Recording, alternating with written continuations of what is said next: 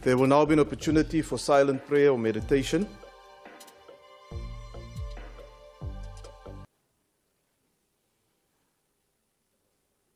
Please be seated.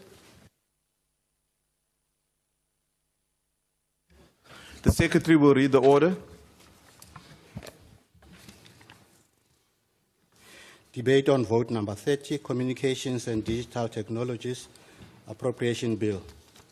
I now invite the Honourable Minister of Communications and Digital Technologies to the podium so that he can introduce the budget vote.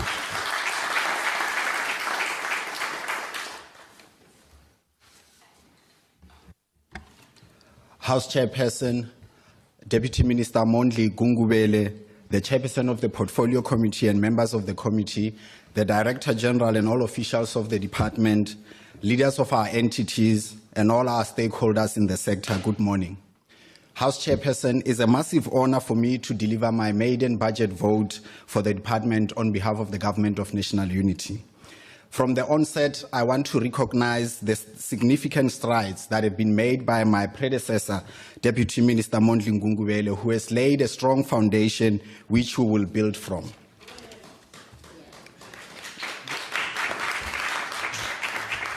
I'd like to begin by taking time to reflect on the characteristics by which I hope the department in the 7th administration will be defined on. Politics is by nature very volatile, which is why stability is a feature that needs to be actively fostered. As this budget will reflect, the aspirations of this department are broad, and the path that we need to walk is narrow, constrained by both time and resources, which are not on our side. For this reason, constant changes in the political and administrative leadership often make efficient progress impossible to achieve. Since 1994, the department has had 16 ministers and 14 DGs. It is currently operating at a vacancy rate of 18%, which is well above the vacancy rate target set by the Department of Public Administration. Furthermore, several boards are coming to an end between now and November. And to this end, we'll work quickly to initiate processes to fill these vacancies. It is critical that we work together with the Portfolio Committee and Parliament to ensure that these processes don't cause delays which may leave these entities leaderless for prolonged periods. Albert Einstein once said that if you can't explain it to a 6-year-old, you don't understand it yourself. Clear and simple communication that is free from technical jargon is important not only in articulating our work in a manner that the public understand, but for also to understand the mission that we have set ourselves. While this may not be achieved overnight, I am determined to communicate our work in a way that is accessible, transparent, and meaningful. The work we do is far too important to be allowed to become lofty or ambiguous. Every ministry, department, industry, and household must understand what our goals are, what progress we have made, and what remains to be done. Over the years, the department has committed to numerous timelines, including analog switch-off, spectrum auctioning, and digitization of the state, some of which we were able to honor, and many others we couldn't. This is not the moment for excuses or justifications. And whether it has always been our fault or not, it is now our responsibility to fix. We cannot afford for timelines to become meaningless, and we'll be able to provide further direction on many of these once the GNU finalizes its policy priorities and program of delivery. But it is of great importance that policy credibility and policy certainty become the cornerstone of the environment we create. In other words, that we promote and protect the soundness and predictability of the policy space to allow us to unlock the enormous investment and job-creating opportunities that the ICT sector has. This means that we must become obsessive about developing evidence-based policies and that policy direction does not change arbitrarily. Becoming a department that is capable of steering the country into a digitally connected future will require us to be adept at also building and nurturing networks of human nature. none of us here as individuals or even organizations have all the answers. So my door will always be open to ensure that as many of your input as possible can be actioned, particularly where it can help us act smarter and faster. This budget takes place in a fiscal context that requires us to do the difficult job of stabilizing public finances while ensuring that we promote economic growth and support the most vulnerable members of our society. The total budget for the financial year is at 3.9 billion, which sees compensation of employees totaling 351 million, which represents an 8% increase compared to the previous financial year. The fiscal risks that have been articulated by the Treasury across the board include weak economic growth, wage pressures, and the deteriorating state of some SOEs. We must take care to ensure that entities under this department are not contributors to the country's financial woes. Given the reality that budget allocations are unlikely to increase in future, the SABC's new turnaround plan and the business rescue that is currently underway at the Post Office will need to ensure that they deliver financial stability of these entities. A total of 1.6 billion has been allocated for transfers and subsidies to ICT enterprise development and state-owned enterprises oversight to ensure the effective monitoring of initiatives such as the SAPO Business Rescue, the SABC strategy, and ICASA's regulatory compliance operations. The department has a responsibility to ensure that as we move into an increasingly digitized economy, that no one is left behind, either by circumstance or their resources. In part, we will fulfill this responsibility by widening access to broadband connectivity via our flagship program, SA Connect. To achieve this, the budget allocates 1.8 billion to SA Connect Phase 1 and Phase 2. During the last budget vote, my predecessor announced a plan to install 32,000 Wi-Fi hotspots in 16 districts across the country over a 3-year period. I am pleased to report that now over 860 households have coverage from 5,400 of these. The program's target for this year is to establish an additional 5,900 hotspots covering over 1 million households and leading to nearly 2 million connections by the end of this financial year. And over the next 3 years, we will be in a position to connect approximately 21,000 government sites, including over 4,000 health facilities, 16,000 schools, 900 traditional authorities, Madihale, and 570 libraries. On the 26th and 27th of October 2023, the department convened the National Digital and Future Skills Conference as a platform to strengthen meaningful partnerships between the public and private sector to explore opportunities for joint initiatives. This resulted in several companies making significant pledges to train SMMEs and young people on digital skills to empower them to participate in the digital economy.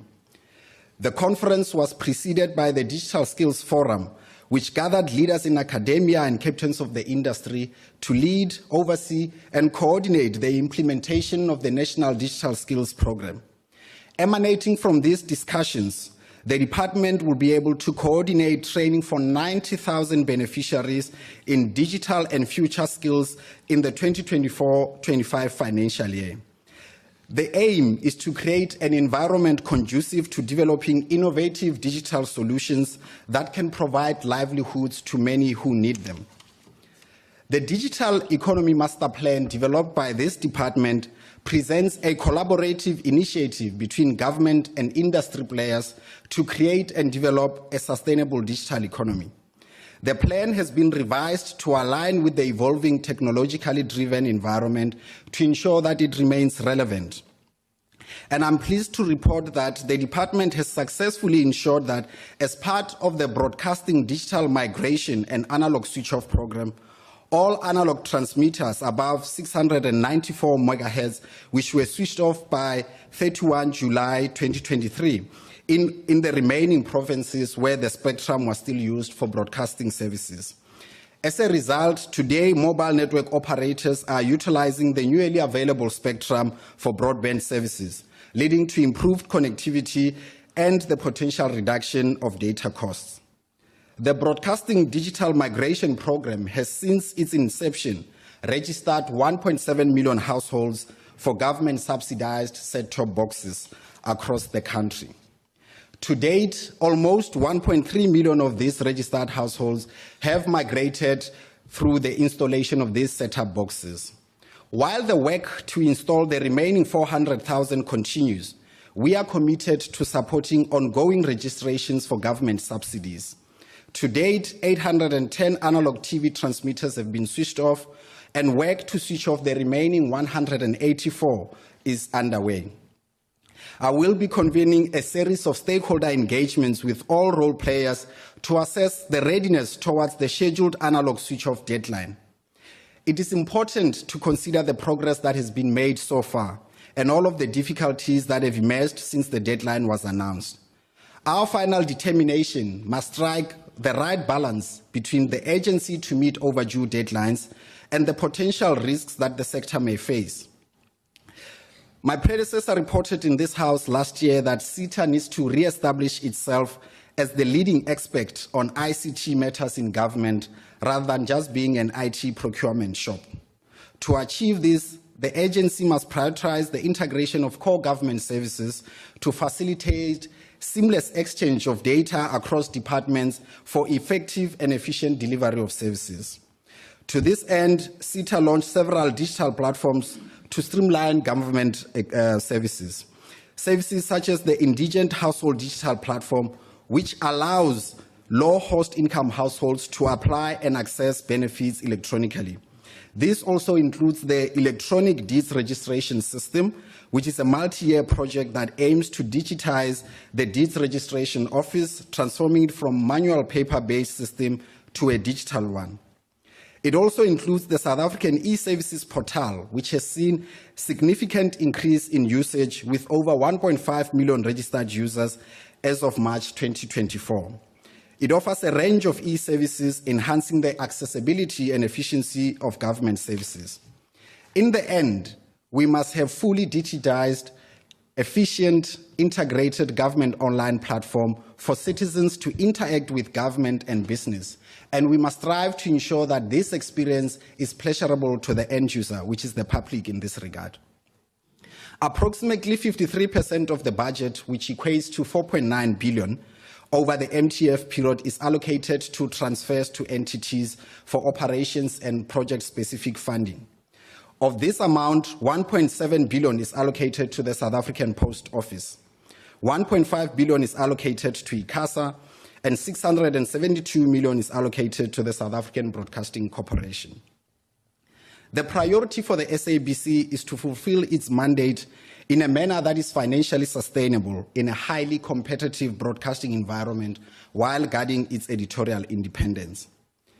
In all fairness, the early signs from the tenure of the current leadership, both at group executive level and the board, is that things are moving in the right direction, and that these signs are encouraging as more effort is being placed on compelling content offering and good governance. This has led to increasing viewership on its relaunched online platform, SABC+. On the other hand, the SABC's news channel remains South Africa's leading news channel with 35% of the market share. And I think we can all agree, despite some grumblings we may have, that the SABC's coverage of the 2024 national and provincial elections was excellent.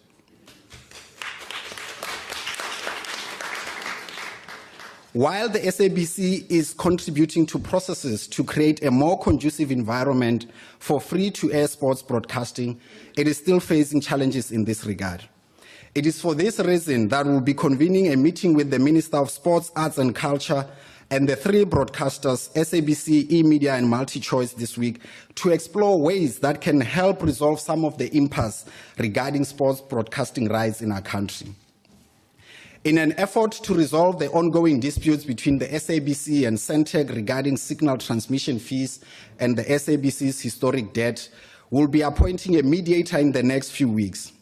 Our approach, and it is one that we are determined to realizing, is that disputes and deadlocks amongst our entities must be resolved in-house, and will endeavor to ensure that this is realized. While the Post Office is currently under business rescue, securing its future as a highly competitive postal and courier services will require striking the right balance between maintaining some level of state ownership and opening up the space for private investments and partnerships.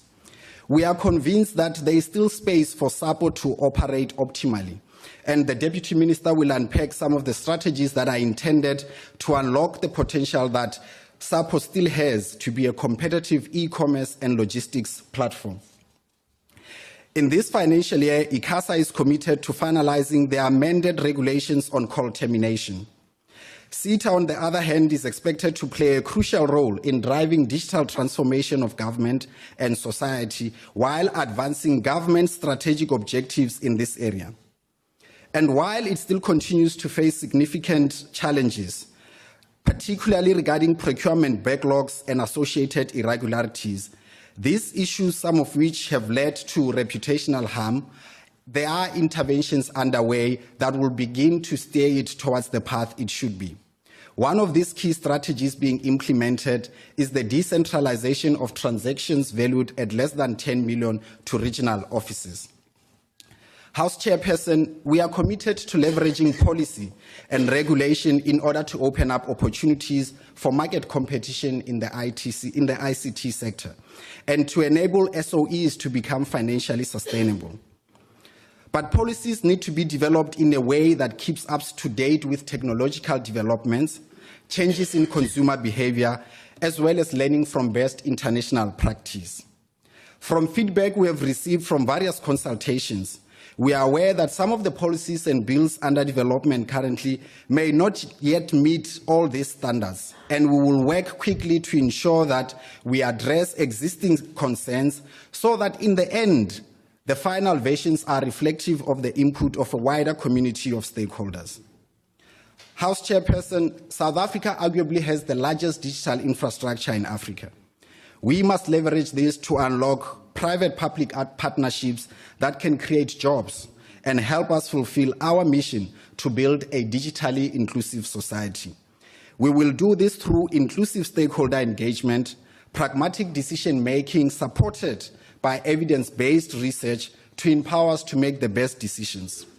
We will not dither, neither will we oscillate. And to quote from my favorite scripture, to whom much is given, much is expected. We understand the magnitude of the mandate of this department. It is one that we will strive to deliver excellently, ethically, and with diligence. In conclusion, House Chair, I want to thank Deputy Minister Mondli Ngugubele for his support and unmatched team spirit since my appointment. And it is a synergy that shows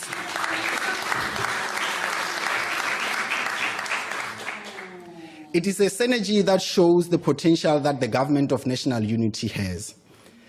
And Deputy Minister, you can be assured that from my side, you have a loyal team player. And I know from your side, I have one too.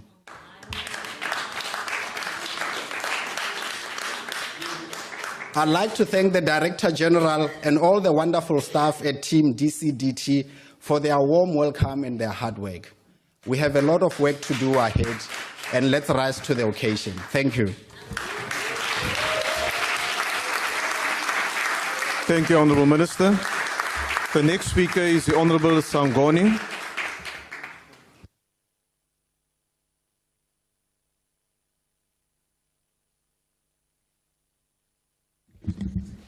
Thank you, House Chairperson. Honourable Chairperson of the House, the Honourable Minister Soli Malatsi, Deputy Minister, the Honourable Mondli Ngugubele, Honourable members, the leadership of the DCDT and all entities present, esteemed stakeholders, fellow South Africans. The fourth industrial revolution is not an era that looms in the future, but rather our current reality pervading our daily lives. These are the words of one of the world's leading experts on artificial intelligence, Professor Chilitsi Marwala, who's director of the United Nations University and Under Secretary General of the United Nations. We stand at the crossroads of transformation. The convergence of ICT digital technologies, robotics, artificial intelligence, and the omnipresent Internet of Things is not just reshaping, but it's revolutionizing industries and societies. It is forever altering the way that we produce goods and services, propelling us into a future that we once only dreamt of. So when we speak about nanotechnology, biotechnology, driverless cars, drones, and energy storage capabilities, these are no longer distant concepts, but they are tangible realities woven into the fabric of our daily lives. As a 2019 World Bank Diagnostic Report on the Digital Economy notes, the universal adoption and effective application of digital technologies will characterize the economies of the future, shaping their ability to succeed in the global market space. The same report says that South Africa has made considerable strides in the digital economy. Here are a few examples. One, we lead the region in indicators such as internet usage, mobile penetration, and broadband coverage. Investments in the digital economy have grown exponentially over the past 5 years. We have seen total investment commitments of 200 billion in our country's telecoms network by the likes of Vodacom, MTN, Rain, and Liquid Telecoms. South Africa is also fast becoming a hub for cloud hosting, with the manufacturing, financial services, and healthcare sectors amongst the major data center investors. We've seen Amazon, Terraco, and Dimension Data also make investment commitments up to 21 billion in the past 5 years. We have strong policies that will assist us unlock private sector investment in the digital economy. But we're also implementing progressive immigration reforms to make it easy to attract scarce skills into our ICT sector. The introduction this year of a digital nomad visa, as well as the regular updating of scarce skills, will go a long way in this regard. So clearly then, South Africa is a perfectly placed country to take advantage of the digital economy. The challenge for us will be to ensure that this economy of the future is inclusive and does not serve to deepen divides and inequality. Minister, our generation is a generation of leaders, not just at a particular time. Instead, we are called upon to be pioneers, trailblazers in this world of relentless innovation. Our mandate is not to merely theorize about the future or offer promises about its delay. Our mission, our purpose is to bring it to life. So we are the architects of tomorrow, elected to turn the tides of time and technology.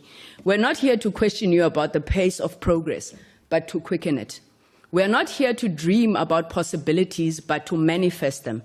This is a generation that must not just witness, but actively participate in the dawn of a new era. So our time is not in the future, our time is now. It is our minerals that powers the gadgets and the rapid evolution of the information technology age. So how long will be on the receiving end of innovation instead of it being Africa's contribution to technological development? It is our data that is mined daily on the internet. How do we ensure that we develop the safeguards to ensure our privacy is not eroded by big tech beyond our shores?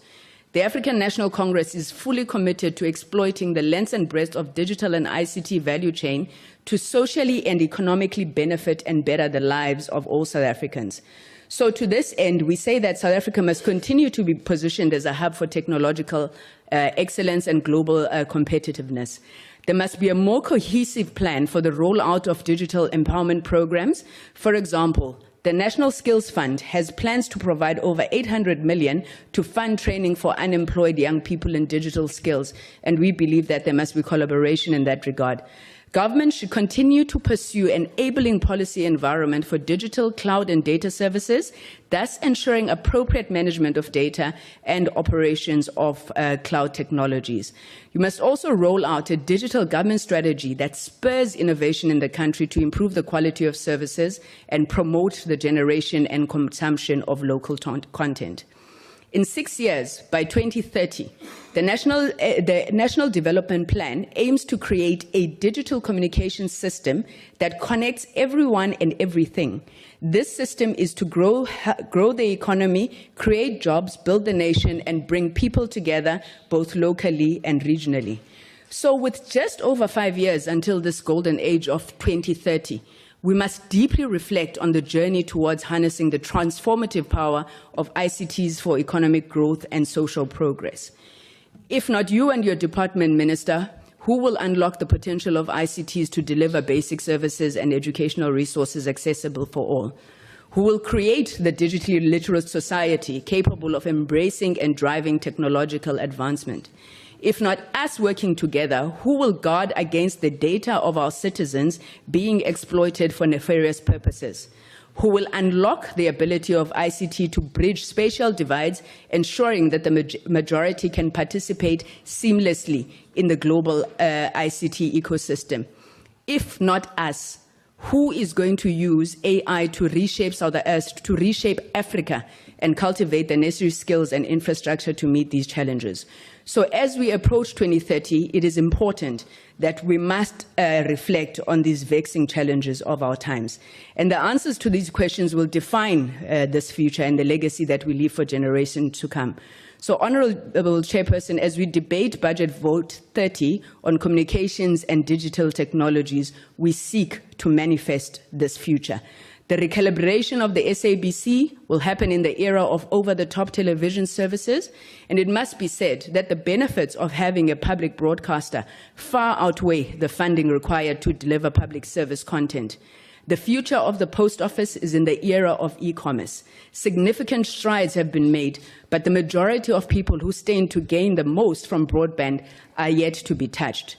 We welcome the progress that is made through South Africa Connect, but we urge the department to do more and even faster. So in carrying out our oversight duty, the committee will closely monitor phase 2 of SA Connect to ensure that indeed a more connected society is realized in all corners of the country. We further want to implore the department to implement recommendations on the study on the cost to communicate. We also welcome the fact that and realize that some reductions have been made by telcos on the prices of data, but we still believe that we can do more. In conclusion, Chair, I'd like to commend the Portfolio Committee on Communications and Digital Technologies of the 6th Parliament, led by my predecessor, the Honourable Boyce Maneli, for the momentous achievements they recorded during their term, including passing the Post Bank Bill and the SA Post Office Bill. As Chairperson of the Committee in the 7th Parliament, I pledge we will pick up the baton and steadily and even with more vigour continue where they left off. Together, through meticulous oversight, monitoring and evaluation, we can work towards bridging the digital divide and empowering individuals and communities with the tools they need to thrive in the digital age. I thank you, House Chair. Thank you, Honourable Member. The next speaker is the Honourable Bodlani.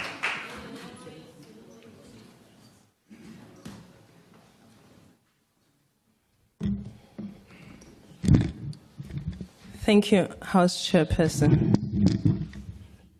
House Chairperson, this mic keeps moving and we must move with it.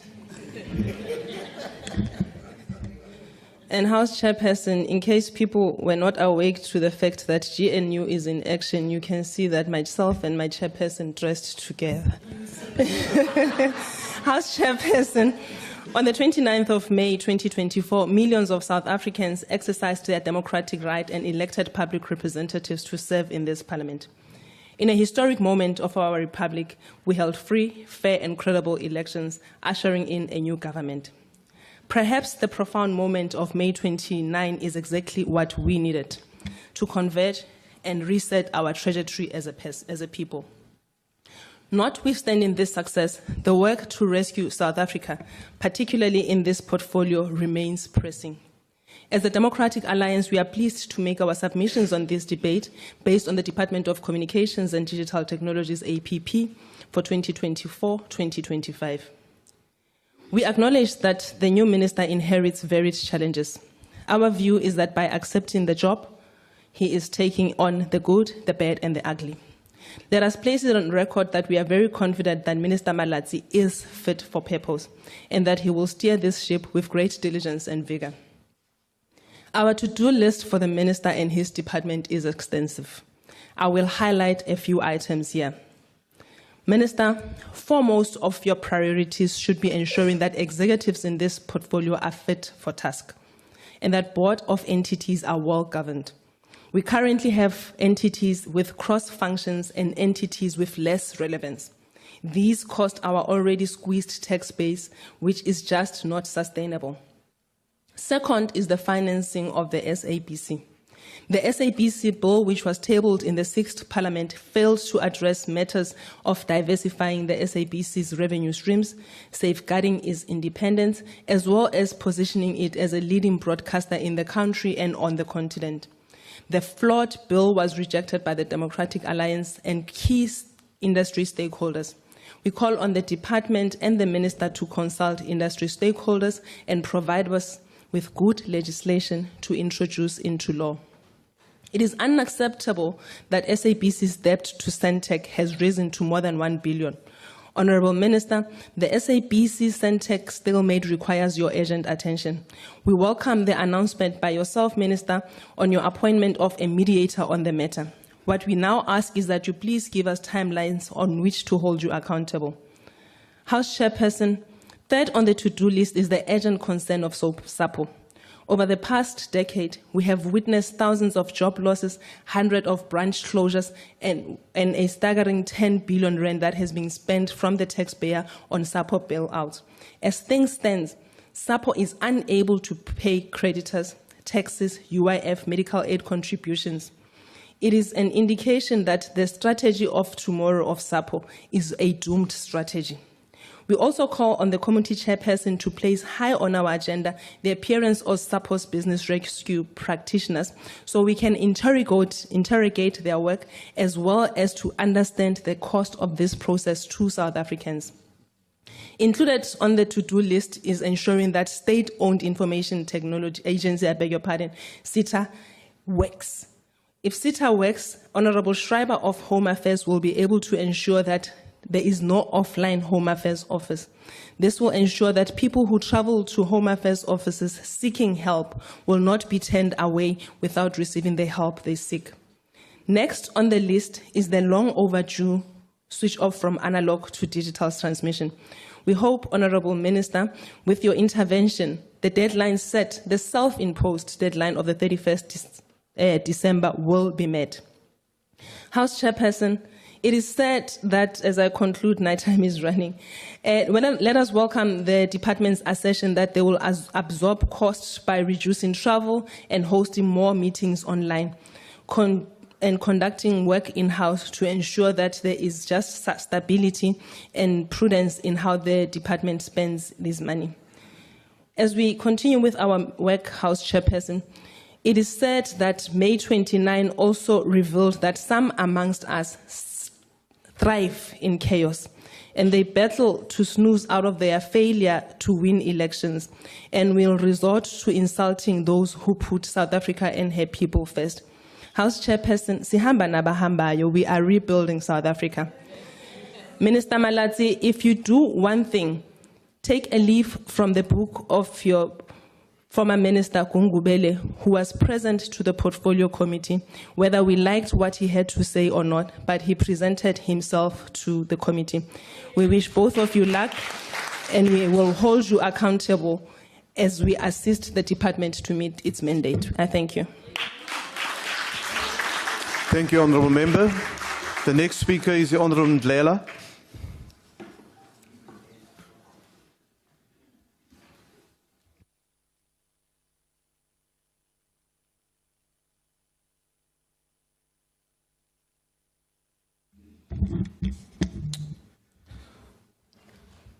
Honourable Speaker, respected members of Parliament, today I rise again on behalf of MK Party under the leadership of President Jacob Zuma and our party leader, Dr. John Hlophe, to oppose this Department of Communications, Digital and Technologies bill and vote. Well, such shall be the case. The bill perpetuates economic inequities and fails to address the needs of the majority of South Africans, particularly our most disadvantaged communities in the rural areas. Honourable Speaker, in a world where technology is a catalyst for economic development and growth, and taking into consideration that South Africa is regarded as a developmental state, it is embarrassing to state that 30 years into democracy, a tintswalo that we know and who is situated in the most rural parts of our country, and not this fictional Tintsolo that was referred to earlier on in this year, is bandied about, and has been bandied about, in a so-called State of the Nation address, remember? Let me just touch on that. Continues to find herself in a communication desert just because she's black and poor. Today, and as we continue to articulate, we find ourselves with the most strategic telecommunications and digital technologies portfolio of state companies that yield nothing which is digitally or remotely tangible for the poorest of the poor. Now, we as Mkhonto Wesizwe, the only solution, as many have come to realize, have identified a policy posture that aims to address and end the perpetuation of an undemocratic and unconstitutional digital divide, which will be brought about by this farce of a government formation, the so-called GNU, that differs on simple issues of policy. Marriage led to fail from the onset. In any case, as we move on, why is it that we have, in this day and age, a telecom, which is also partly owned by foreign entities as shareholders, including a broadband infraco not able to roll out telecommunications infrastructure in rural areas? Has their mission and vision become so distorted by capital and commercialization that they forget when they were formed off the back of a SAPO license, and most people don't know, to ensure affordable connectivity to all South Africans regardless of status? But again, how can we expect affordable services when the Cyril Ramaphosa administration has encumbered South Africa with hefty loans that have a direct impact on services offered by our network industries, such as simple thing which is data and effectively connectivity. The cost of data has become so high for the unemployed, unconnected, jobless and impoverished South African because of the same World Bank loans, IMF loans that your administration has taken and burdened our people. Why is it that SAPO can be transformed into an entity that is a nervous system for government communications, banking and regional logistics company in the form of the CFG, for instance, for products and services, including the delivery of cold chain medication? Postbank continues to be a mentee of Standard Bank. And why is this still the case, by the way? Standard Bank, what benefit are they deriving from this arrangement?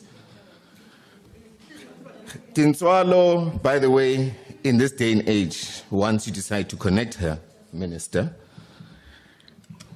should be having access, one, to technology, two, to a website that gives her access to start her business, an email issued by SAPO, and the ability to connect and derive services and interact with the likes of other businesses through Yellow Pages, which is offered by Telkom. Clearly, they don't talk. Can I raise on a point of order, Chair?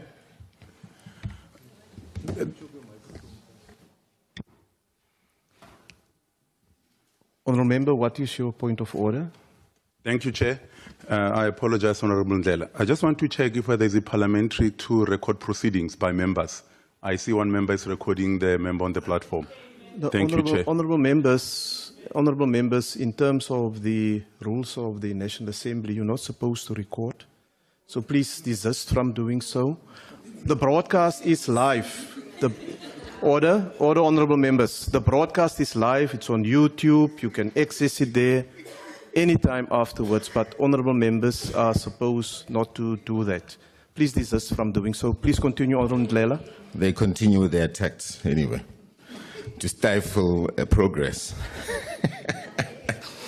We talk about cybersecurity, yet the same Telkom, by the way, who was hosting sensitive systems of the elections, cannot answer why system went down for 2 hours where our votes disappeared and led to us not getting our 2/3 majority.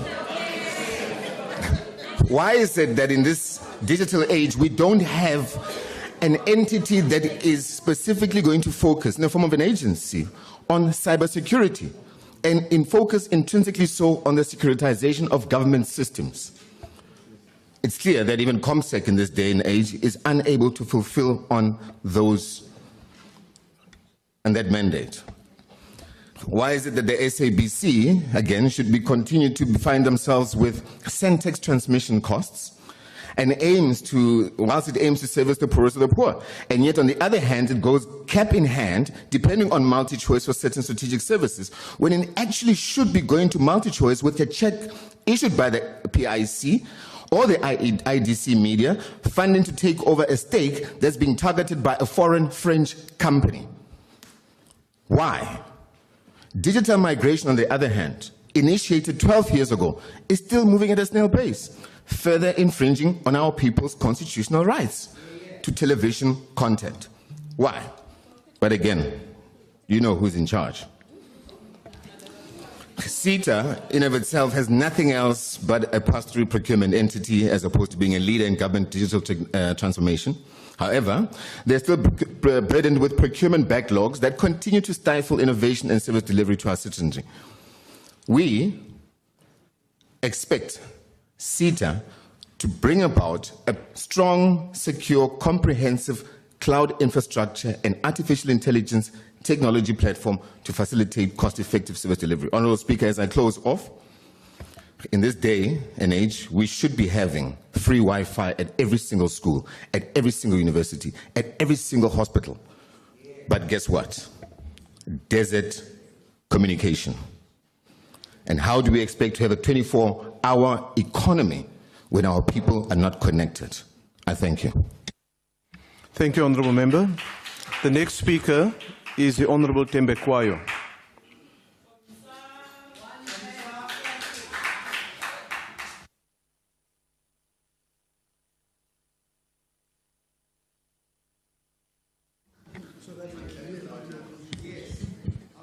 Order, Honourable Members. Thank you, Chairperson. The July movement celebrates 11 years in our struggle for economic freedom in our lifetime. This year, we host our celebration in Kimberley, Northern Cape, on Saturday, 27th July. Salute to the only sustained revolutionary movement in South Africa who refused to sell out the African child just for crumbles that are thrown from the table of the white supremacist ANC-DA coalition. Ours remain a generational mission. The handing over of the ill-functioning Department of Communication and Digital Technologies under the ANC to the capital-driven anti-African DA can only result in further broadening digital exclusion as we slowly process into a digitalized economy. White privilege will now operate on steroids with an influx of white people who far exceed their population demographic, occupying strategic positions without satisfactory qualifications. We'll probably see an increase in the sale of black shoe polish, as the DA has, during a plenary session, stated that white people have to paint their faces black to access economic opportunities. Total disregard to their institutionalized privilege. It is for this reason that we reject the budget, as it refuses to advance steadily into the fourth industrial revolution. The department is mandated to enable South Africa's digital transformation to achieve digital inclusion and economic growth by creating an enabling policy and regulatory environment. However, all government departments' information remains fragmented within the department and across the departments despite budget allocation for digitation and cloud services. The EFF, since its vibrant and sound entrance into the 5th Parliament in 2014, has advocated for digitized government services and cloud services across all government departments to allow easy and quick access to public services and reduce long, tedious paperwork and long queues. We are in 2024 now. Our gogos are still queuing in public health facilities, required to complete unnecessary forms just to get Panado. Students must still display their poverty to access NSFAS because the department has failed in its mandate for their citizens to access by all state institutions for efficient service delivery. South Africa Connect project has not met its rollout target of 1,474 government sites. A critical project for effective service delivery has failed. South Africa is positioned at 91st place out of 100 countries in terms of number of internet users, an enormous digital device. This is largely due to the cost of purchasing smart devices and that data costs are ridiculously high, even in comparison with other African countries. Yet, it is the same South African companies that sell data in those countries. The very capacity for a healthy democracy, as well as quality education and healthcare, is in access to information which is made possible by the internet. The true test of ICASA is to regulate and monitor network operators to end ripping our people off by imposing a regulatory regime that makes data cheap and that consumers actually get that data that they paid for. There is no sound reason why the SABC is not generating maximum revenue from advertising white private broadcasters, mainly white-owned with significantly less population access does. The EFF in 2022 made submissions to the South African Human Rights Commission regarding the racist patterns of spending in the advertising industry.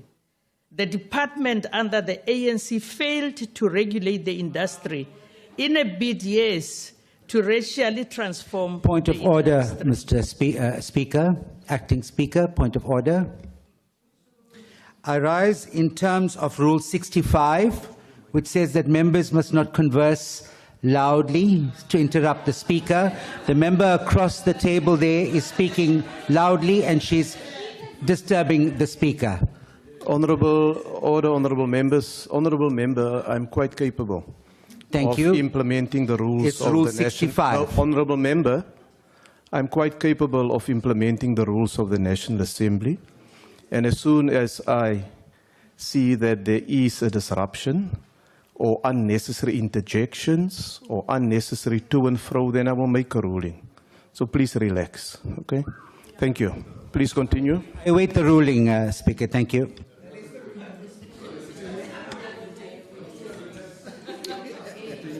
Okay, thank you. With the DA, the driver of white monopoly capital heading the department policies and regulation to deracialize the industry is but a pie-in-the-sky concept, and the public broadcaster will continue operating at a loss.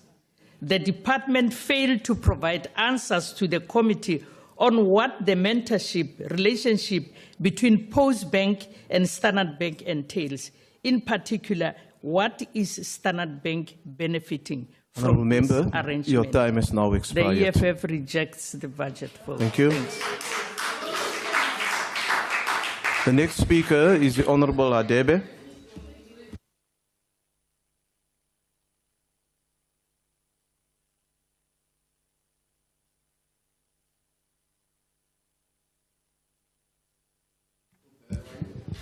Honourable Chairperson,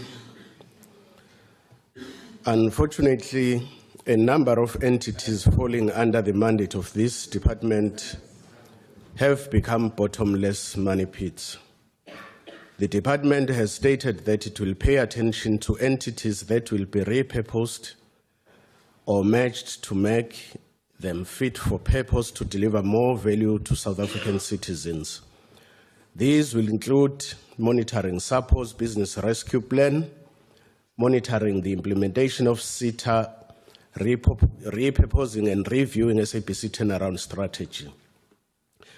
The IFP shares in the committee's concerns that the functions of SAPO have severely declined and has become a delinquent organization, as is the case with most state-owned entities placed under business rescue.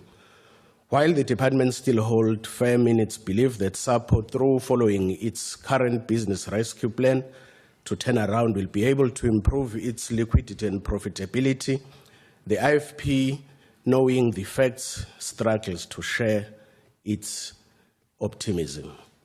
For example, as we have noted previously, the last profit SAPO reported dates back to 2006, which makes it unfathomable that this entity will be able to navigate the dire financial situation it has been in for nearly 16 years. This entity has been a consistent drain on the economy and in such one of many examples of the gross mismanagement of state-owned entities. When will we reach the point where the department finally admits that entities such as SAPO can no longer function outside of a public-private partnership agreement? State coffers, especially under this new government, can no longer afford to carry the failures of this entity. Further, the IFP notes that the SABC has been unable to settle its obligation with Centec. As a result, still owes Centec 1 billion for signal distribution, and that the department initiated a process to source an independent mediator to mediate the signal distribution tariffs dispute. Honorable Chairperson, in this new administration, these cat and mouse games between entities and their service providers need to be put to rest, or else we will have a repetition and prolonging of the same challenges faced by the previous administration. The IFP therefore urged this department to be more firm in its oversight of these entities and to not shy away from implementing drastic measures when it is required to do so. Honorable Chairperson, considering the comments made, unlike the VPS coalition, the IFP accepts and supports the budget. I thank you.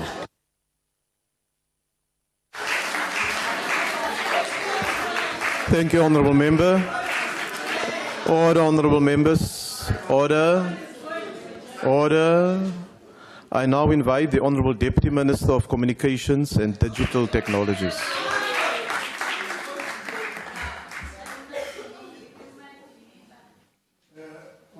Honourable Chair,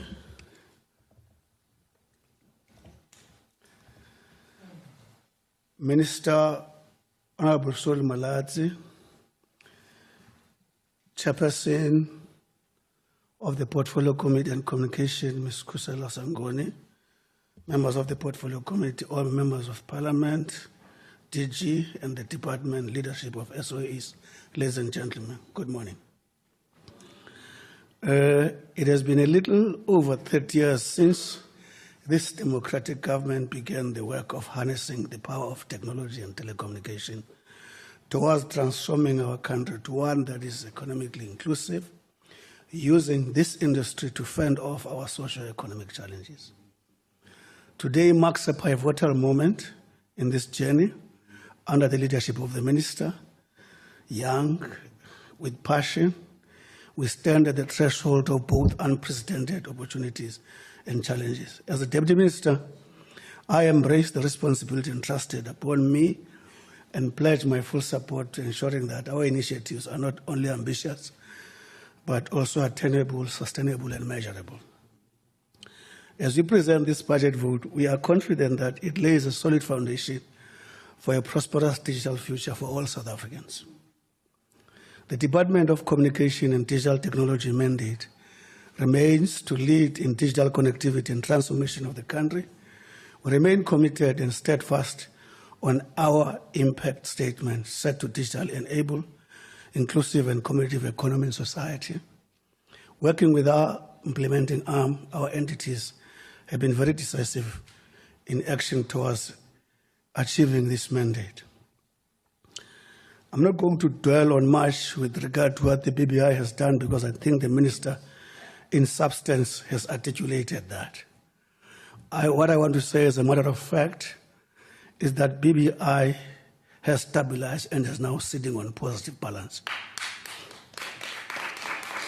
So this is a fact. I want you to note it so that whatever you said, we'll go and check this fact. This will come in handy for them as they deliver on their mandate of expanding affordable access to electronic communication, including but not limited to underdeveloped and underserved. And I want to also advise Honorable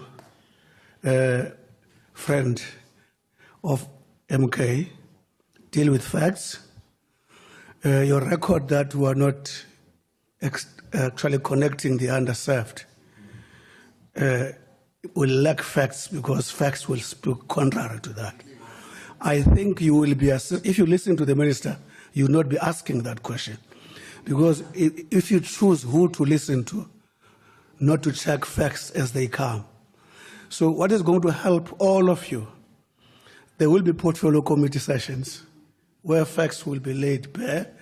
That's why I pity then your confusion as you speak.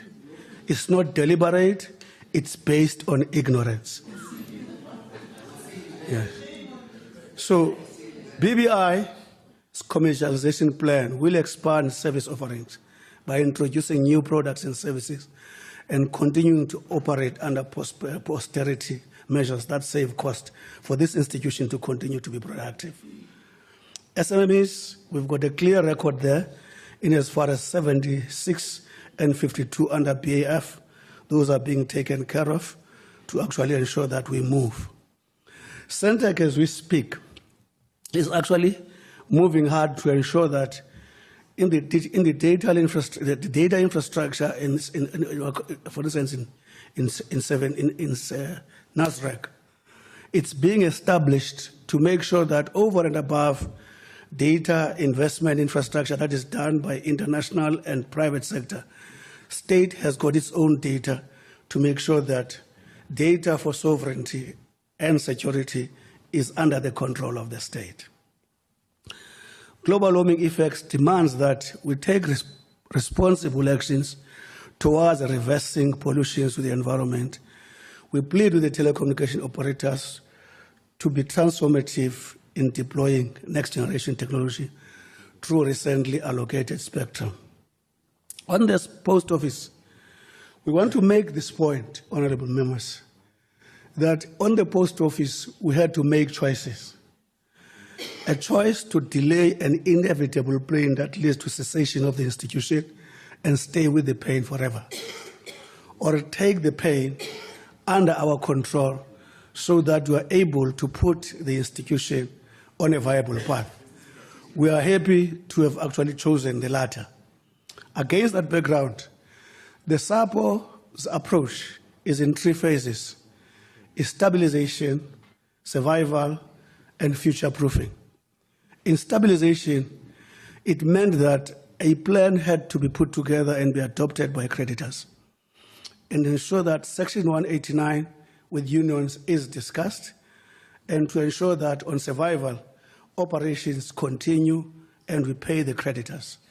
And I just want to make this point that we continue to express our concerns, we share the hurt and the pain of the 4,500 workers who've been retrenched, including their families. But choices had to be made. But having said that, I just want to make a point that post office now, as we speak, pre-rescue, the debt position was 4.5 billion. I just want to correct some facts here again. Excluding Postbank, that amount has seen significant decrease after the commencement of the business rescue process. As we speak now, debtors of 12 cents per rand have been fully paid. We are just settling the Postbank, which is going to be finalized as we speak now. In other words, with the exception of the 18 cents per rand, all debtors have been paid. I just want that, as a matter of fact, to be put on the table. What is outstanding is 18 cents per rand, which is retirement fund, SARS, and medical aid, which will be paid around March next year. Therefore, the 3.8 billion is about dealing with the 18 cents per rand, what to call creditors, at the same time dealing with the future-proofing of the institutions. What do we mean by future-proofing? Putting infrastructure that is modern, that is digital, at the same time organizing support to be more competitive and be able to stand on its own. On the FPB, I want to make the point that we're very proud that recently FPB has completed online monitoring of national and provincial elections and declared by the Global Forum as one of the best in the world in ensuring that there's no disinformation. The reason that your story is not taken by court, it cannot stand scrutiny. So no matter how many times you repeat it, it must stand the objective test. No amount of slogan will change that. Secondly, is that the Postbank, ladies and gentlemen, has actually moved from the crisis point. It had a variation notice. Variation notice is about when a designated institution is no longer serving in a manner expected by Reserve Bank. As we speak now, one of the major achievements is that in the variation notice, only 2 outstanding elements. What are we saying? Now, because systems, processes, controls have been recovered and re-stabilized, we are able now to produce a card which has passed the test of Visa and all other banks. That's a major achievement by the Postbank. And for 10 months, there has been no IT issues in this institution. We're still keeping 5 million beneficiaries, at the same time 3 million other customers. What am I trying to say? Is that unless there is a story, there's a story that, which we used to be told that if you put the eyes of a cat, it's a fairy tale story, but it's got an interesting meaning. If you put the eyes of a cat, the chances are that you will only see rats at all material times. All we're advising our opponents, please put the proper eyes so you to see the facts as they are. You see, let me say this. You say GNU is a farce. It's because you are scared of working as a South African. You want to work as a black. African National Congress is not a black party. African National Congress is a non-racial party. And African National Congress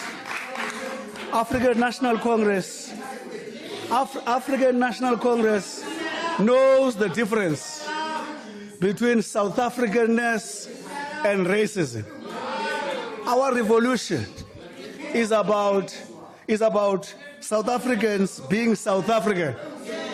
You are scared of being South Africans because you're not going to pass the test of the measures that you must actually undergo. Order, please.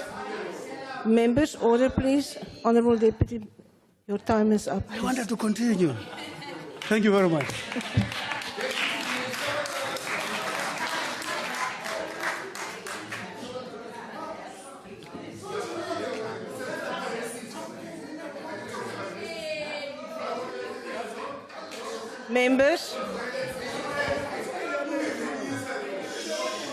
Members, order, please.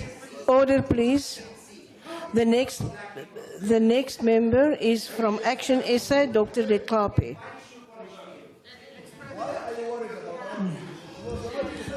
Members, order, please. Let us give the next speaker a chance.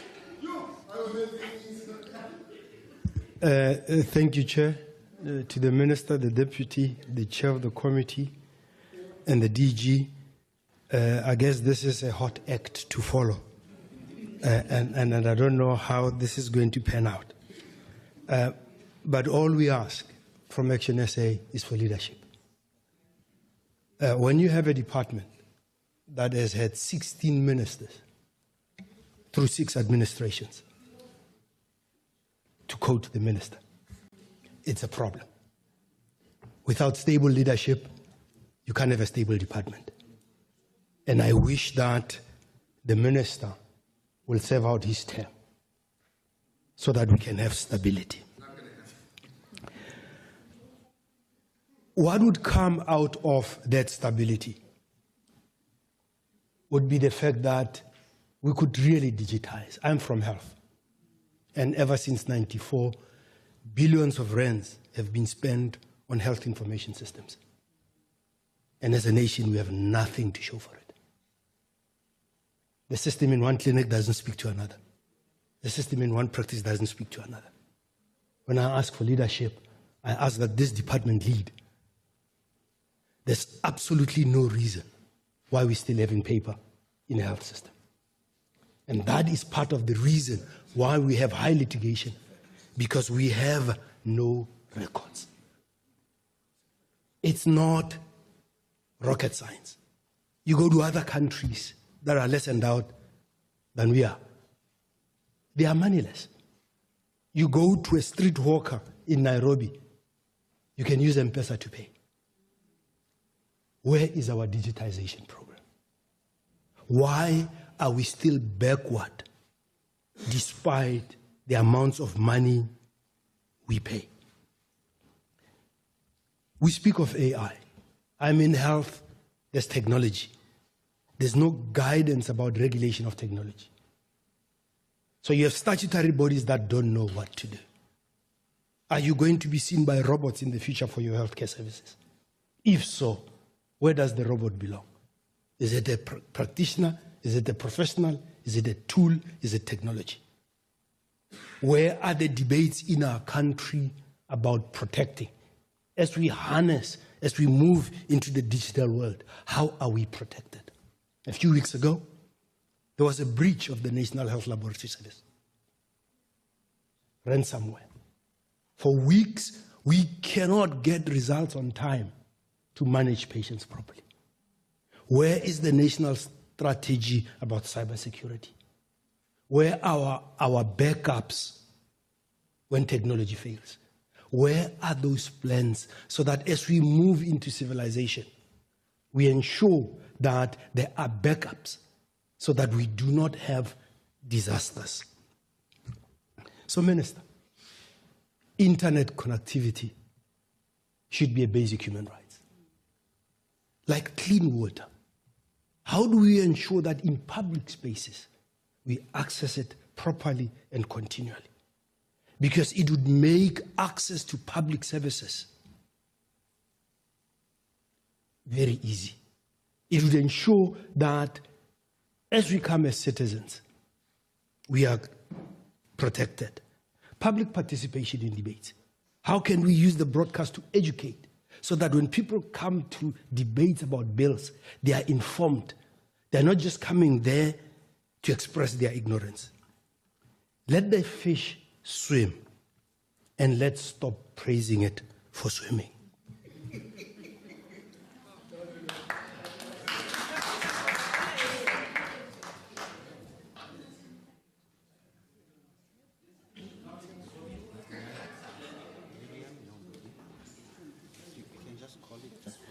The next member on the speakers list is for the UDM. I have no name. Is there anybody here?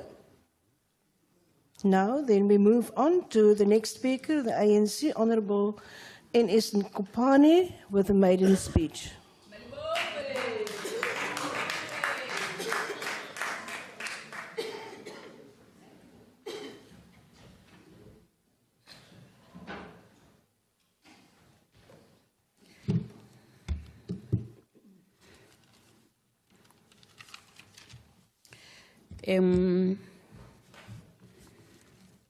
Honorable Chair, Deputy Speaker, Honorable Minister Malatsi, Honorable Deputy Minister Putmontli, Honorable Kongwele, Honorable Chair, Indlovukazi, Queen Kusela, Sangoni, Honorable Committee members, the DG, visitors and observers at the gallery, and various media platforms throughout South Africa and beyond.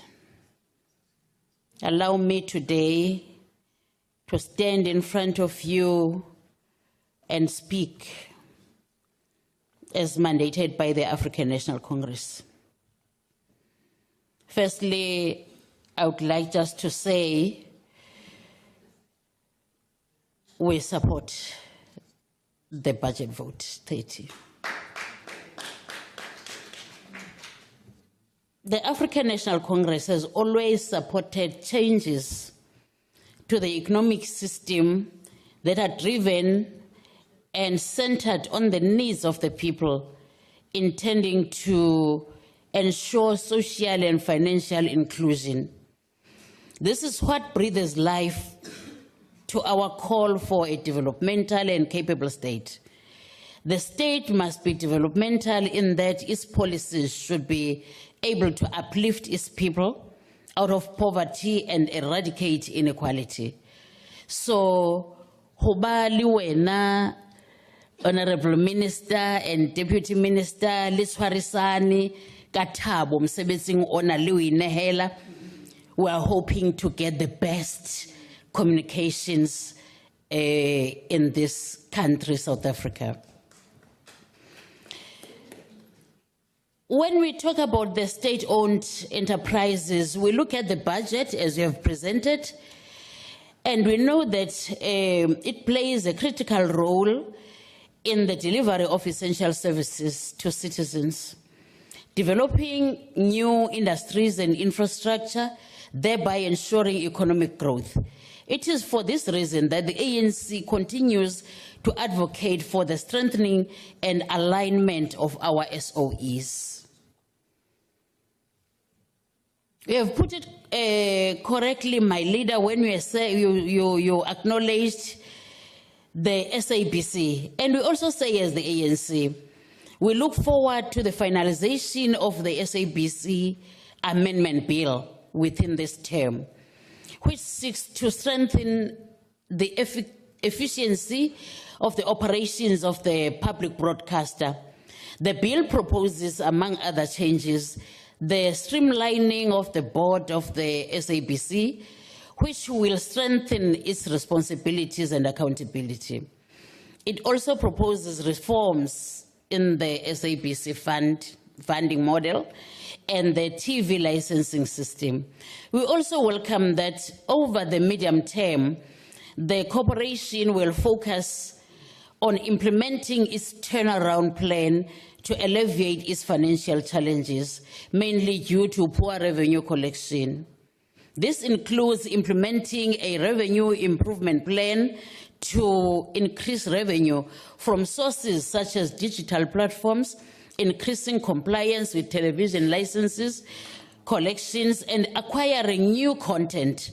The corporation expects to derive 81.4%, that is 16.7 billion of its revenue over the MTF period, through advertising and other commercial activities, with the proceeds from television licenses fees accounting for an estimated 15.1%, that is 3 billion, and transfers from the department amounting to an estimated 3.5%, that is 672.4 million.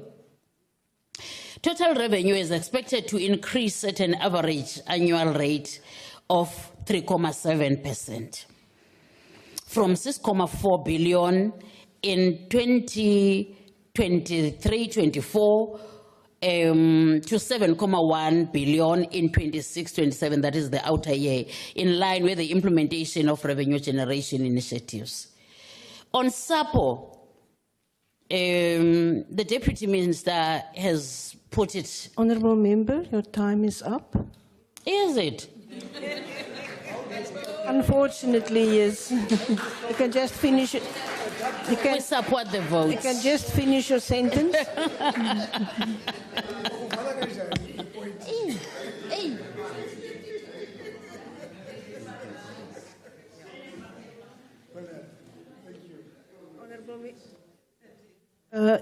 Al-Jamaa, is there a member of Al-Jamaa in the House? Okay, the next party is the NCC, a member of the NCC. A member of the UIT. Okay, then the next speaker will be Honourable Vilakasi from the DA.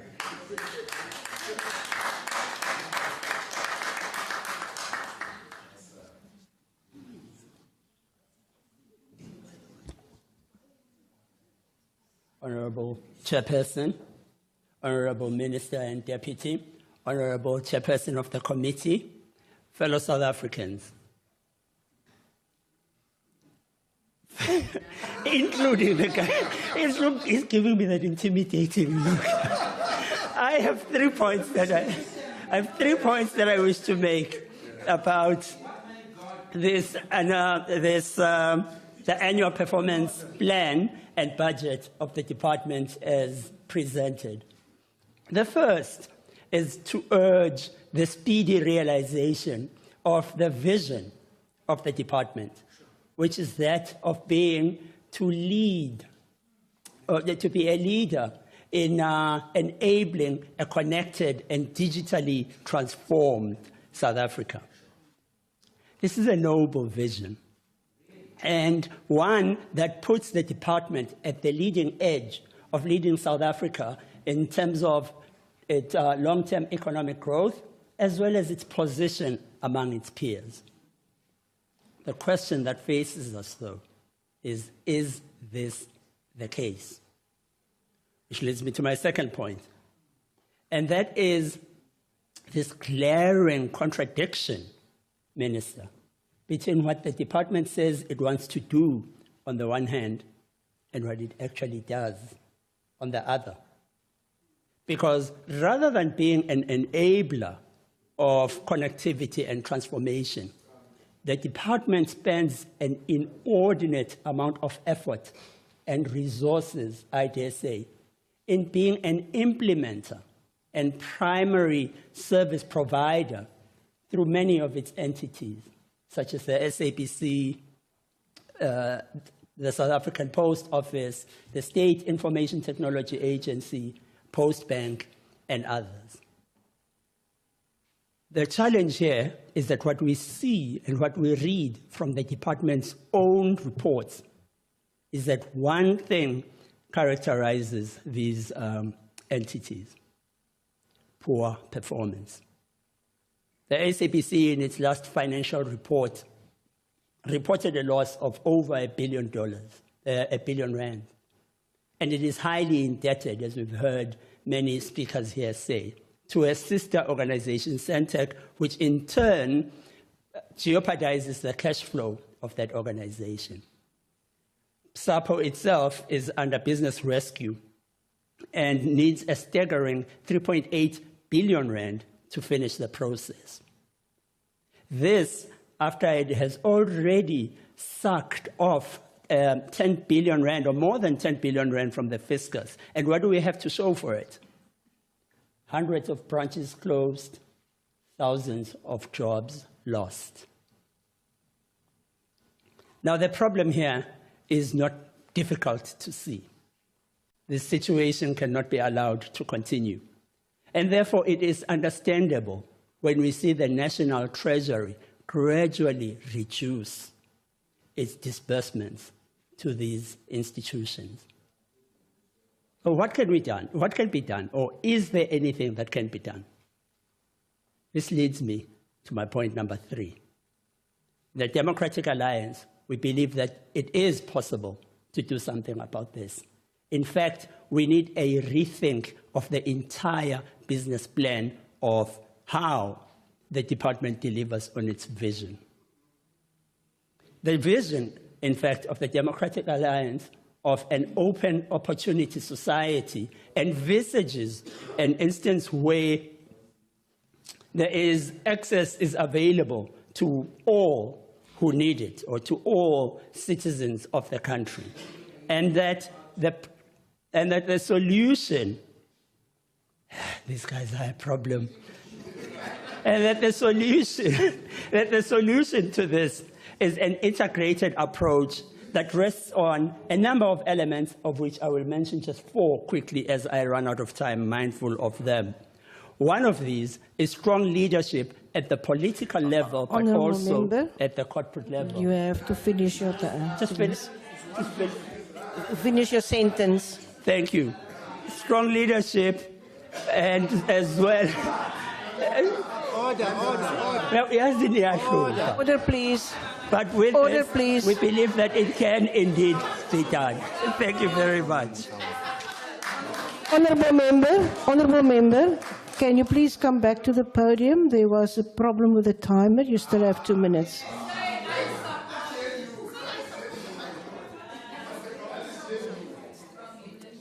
Thank you, Chairperson. Honourable Speaker, can you please tell us, you can't just say it was a problem. What was the problem? If you could just please tell us what was the problem? Honourable members, the technology, as we are on the subject, failed us a little bit. It indicated that the time was passed, but actually the time he has left now is 1 minute 59 seconds. Thank you. You can continue. The tendency of time glitches. Even during the elections, there was glitches of time and numbers. Tendency of disturbance. If you can shut up, if you can keep quiet and let me finish, then I will be quiet. Honourable members, please. Okay, if you can please, lower your noise level or eliminate your noise level. Please. Continue with your speech, and members, can I just remind you? We believe that the member, can you please just sit down for 1 moment? Honourable members, can I please remind you all that you have to indicate a point of order. You cannot just start speaking and drown out the speaker. And Honourable Speaker, when you are standing here and you are the person speaking, please do not have a debate with the other members in the chamber. Can we continue? Thank you. Honourable Speaker, as a point of order, the member needs to withdraw the statement, that comment of saying, the fact of the matter is the following. Wait. Thank you, Chairperson. He can't say shut up. He needs to withdraw shut up. Yeah. I said it with love. Honourable Member Vilakasi, will you just withdraw the word shut up? Thank you. I withdraw the word shut up, which I said with love towards my brother. Thank you, Honourable Member. Please reduce your noise. We believe that these entities can be turned around with a focus on 4 key points. The first of these is strong leadership at the political and corporate level. The second one is a conducive policy, legislation, and regulatory environment to stimulate the sector. Thirdly, we believe, excuse me, thirdly, we believe in a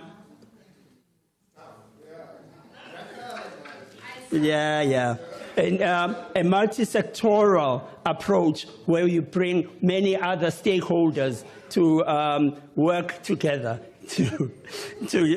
in order to achieve the goals of this department. And with that, Minister, we implore you that you move with haste and at great pace to bring these changes about. I thank you. Thank you.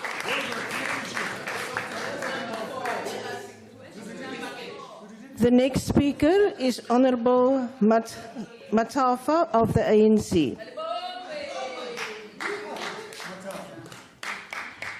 House Chair, members of the Executive, Minister Malatsi and Deputy Minister Gungubele, honourable members, officials from the DCDT, South Africans, Dumelang.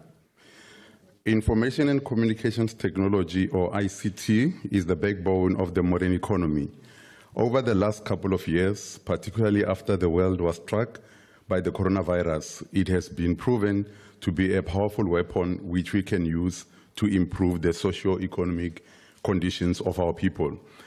ICT has evolved into a driving force and foundation of the knowledge economy, and the world evolves and technology becomes more and more integrated into every aspect of our lives.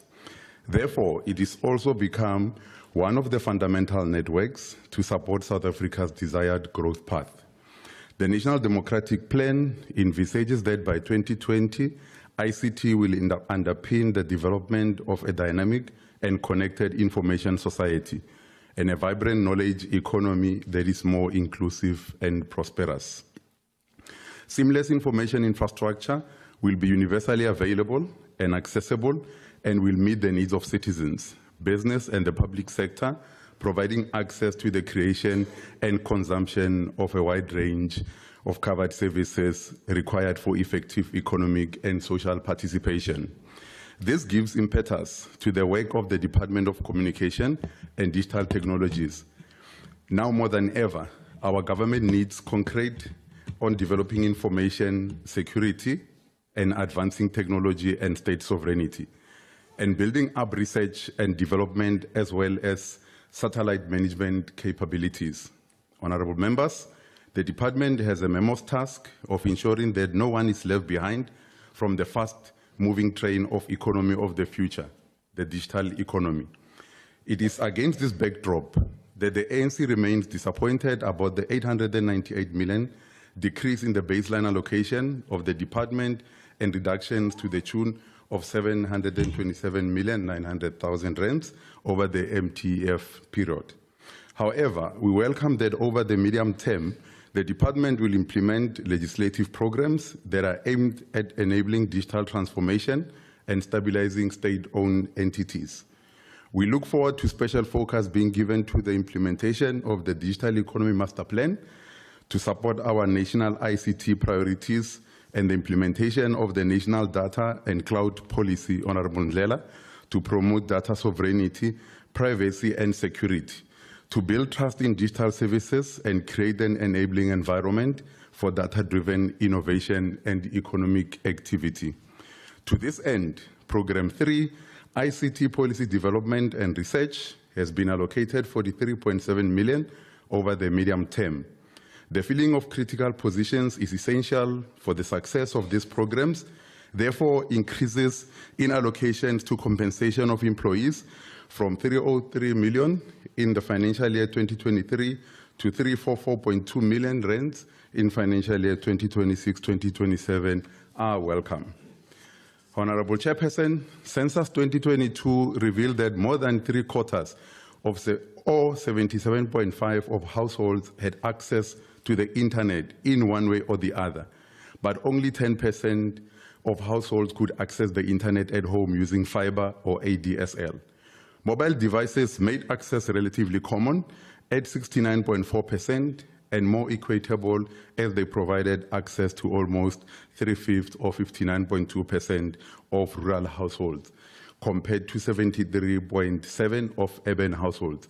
We agree with that point, Honorable Ndlela, that we still need to put more emphasis and efforts to ensure that rural areas are covered. While we know the progress made in terms of penetration into the Internet of Things, we are also cognizant of the disparities that exist when comparing access to telecommunications infrastructure in urban areas to that of rural areas. Honorable members, we hope that the goal to reach 5.5 million Wi-Fi-enabled households in rural township areas within the next 3 to 4 years, as previously communicated by the predecessor, will continue. Honorable Ndlela, as much as we agree there is effort and work and a budget allocated for that particular effort. In order to ensure the work, we look forward to a successful bidding process on phase 2 of the spectrum allocation. Spectrum paves the way for affordable high-speed internet access for all. The new round of the spectrum licensing process must address the key empowerment imperatives to ensure the economic transformation and participation of new entrants are achieved. The ANC believes that the spectrum assignment must be informed by the need to transform the ownership and control in the sector to include wider participation, especially for blacks, women, youth, and people with disabilities. Again, an answer to yourself, Honorable Ndlela. The use of spectrum should extend beyond exclusive holding by electronic communication licensees to the extent consideration should be include the use of spectrum by education and health sectors, manufacturing, agriculture, mining, and new industries, amongst others. The 1.5 billion rands has been allocated to the authority, and we are glad that it thus will proceed with the next phase of licensing of high-demand spectrum in 2024-2025 financial year and monitor 255 broadcast licenses and produce 6 tariff analysis reports over the medium term. Again, a response to your concern, Honorable Ndlela, of high cost of data and communication. Madam Chair, let me agree with the Deputy Minister that the more the committee does its work, the more facts will emerge and more informed our members will be. I think one thing that they will be exposed to is that budgets follow strategy and APPs and projects follows the strategy. So as the ANC standing here, Honorable Chair, we agree that this budget is following the strategy. Therefore, we support it as the ANC. Thank you very much.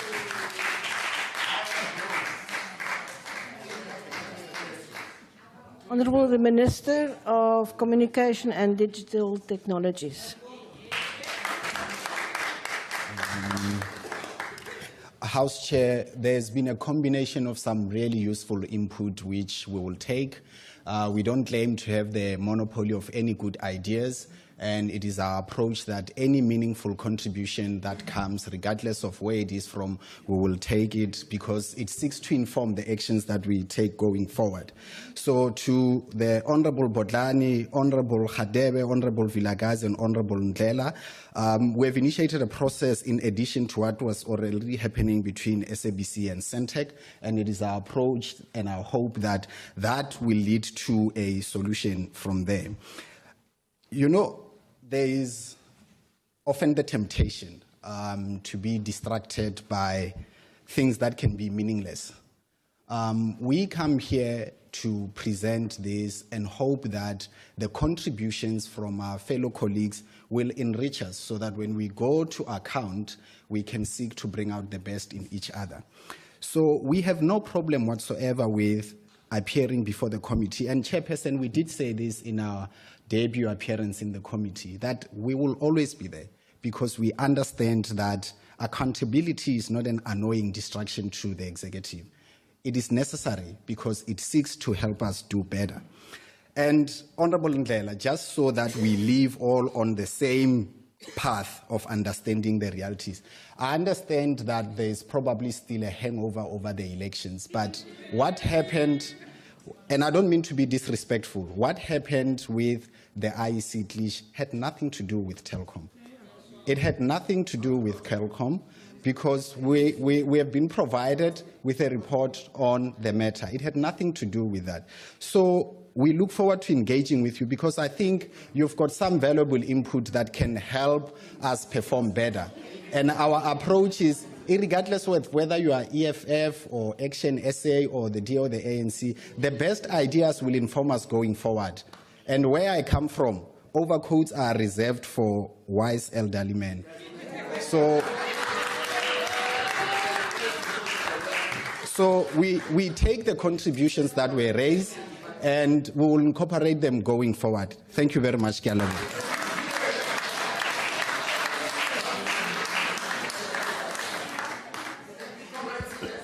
Members, order please. Members, you are reminded that 3 debates are scheduled simultaneously for 2 o'clock today. The basic education budget vote debate will be held in the Goodhope Chamber, while the planning, monitoring and evaluation budget vote debate will take place in the committee room M46 here. And additionally, the correctional services budget vote debate will take place in the committee room is 12A. That concludes the debate and the business of this mini plenary session. The mini plenary will now rise.